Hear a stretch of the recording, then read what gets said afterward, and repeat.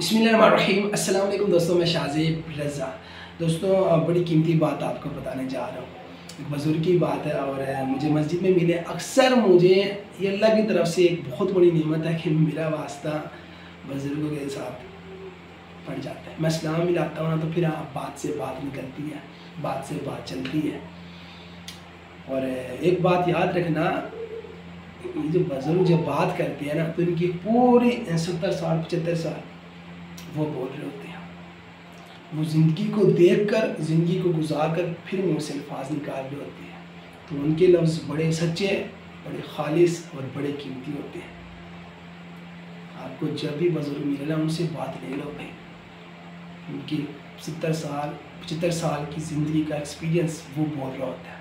تو مجھے ایسے ہی ایک بزرگ ملے اور ماشاءاللہ بڑے پرجوش انداز کہتے ہیں، بھائی اگر کسی کو تحفہ دینا ہے نا تو بڑا قیمتی تحفہ اس سے کوئی نہیں ہوگا کہ آپ عاجزی دو۔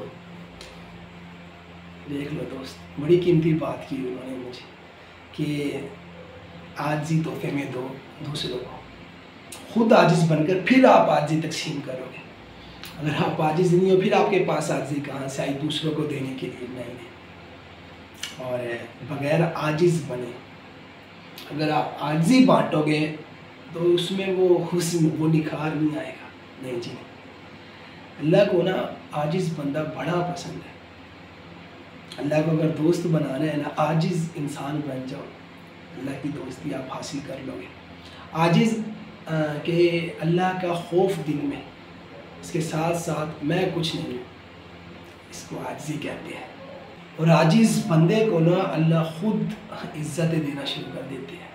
ہاں جی، اللہ عاجز بندے کا خود مقام پیدا کرتا ہے معاشرے میں۔ محفل میں عاجز بندہ خود کو نہیں چاہتا کہ بھئی مجھے عزت کرو، نہیں، وہ تو دوسروں کو عزت دینے میں لگتا ہے، لیکن محفل کی جان اللہ پاک اس کو بنا دیتی ہے۔ آپ خود دیکھ لینا کہ اگر کوئی بندہ آپ کے ساتھ ملتا ہے عاجزی کے ساتھ، وہ نا آپ کے دل پہ راج کرنا شروع کر دیتا ہے۔ ہاں جی، ملاقات ختم ہو گئی، وہ چلا گیا، لیکن آپ کے دل پہ نا وہ اثر کر گیا۔ ہاں جی، اپنا نقشہ آپ کے دل پہ وہ چھاپ کر چلا گیا۔